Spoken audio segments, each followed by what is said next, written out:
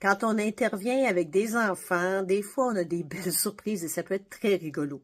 Aujourd'hui, on cherchait le sens. Je retrouvais un groupe, en fait, de 3 enfants là, avec qui je travaille en deuxième année. On travaille autour de la lecture avec des jeux. Bon, on s'amuse beaucoup.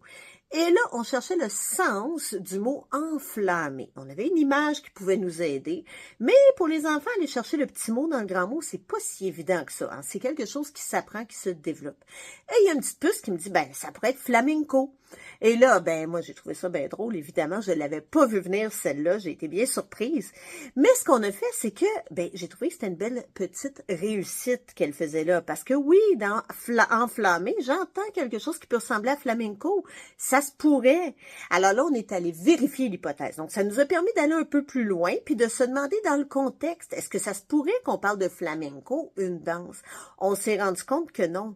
Mais c'était pas un échec, c'était une réussite au contraire. Elle avait pris un risque, elle avait essayé quelque chose, et en le vérifiant, ce qui est quelque chose que trop souvent on ne fait pas, d'aller vérifier nos hypothèses, surtout quand elles sont bonnes, ben, et on le prend, on se dit, OK, ben c'est bon, on continue.